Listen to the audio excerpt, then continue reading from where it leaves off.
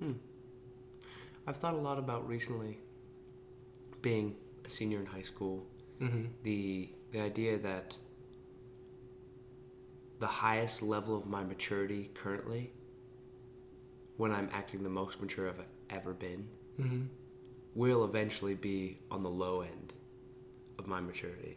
Yeah. Yeah.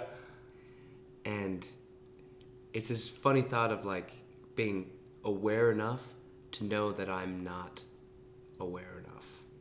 Right. It's kind of a paradox. Because it's like if you're aware enough to know that you're not aware, then how are you not aware? You know? Yeah. It's like as soon as you become aware that you're not aware, you're no longer not aware. Yeah. You know? That's kind of funny. I remember feeling that.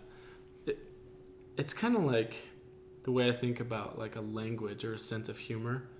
I feel like maturity is the same way, where it's like it is a language that if you don't speak the next level of maturity, there's no way for you to understand it.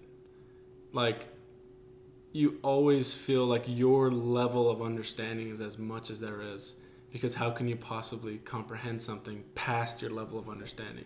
And that's kind of the weird thing about growing up and maturing, is that like at every single age you cannot see how you could be more mature. Like, well, this is exactly like my brain is fully developed. I can think anything I want. How could I? What's more to my maturity than like I am who I am? And only in retrospect can you see. You think back to when I was in high school. I'm like, oh, I cannot believe that I thought that that was it. Like I thought that that was as much as my brain could handle as far as maturity, as far as growth, as far as empathy. But looking back, you can finally see how you weren't mature. Yeah. You can't really do it in the moment. Really, no matter how hard you try, even if people tell you, like, you're doing these immature things, like, no, I am totally mature. I'm just deciding to do these, you know? Yeah.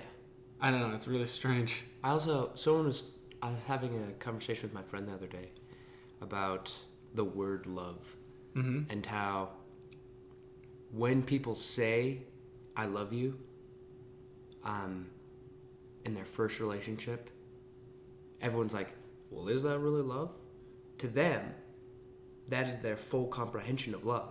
Yeah. And likely, if you're doing it right, every relationship should get better and better and better. Right. Right? And so you should, in every relationship, your full understanding of love is that.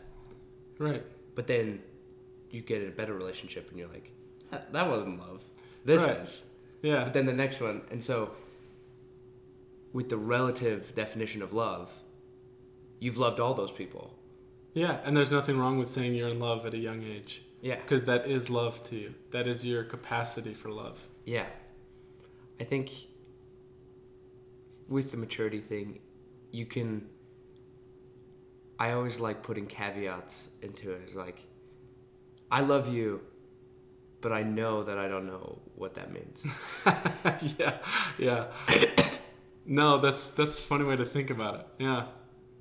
Like, I love you to my understanding of love. Yeah. That's funny. And I think where people get into problems is where they kind of understand a level of love, but they want to express a more mature level of love. Huh. Like, for example, like I understand you to my level. I'm 15 years old. Like this is, my first relationship or whatever, and I understand you at this certain level. But I have been told that love means marriage. So let's get married. Oh, And it's yeah. kind of like you do love them completely. And you do love them to your level of love.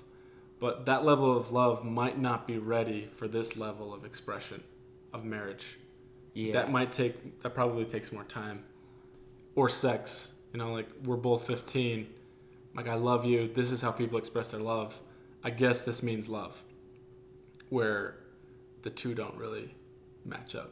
I think that's where people have problems. That's true. I've never thought of it like that.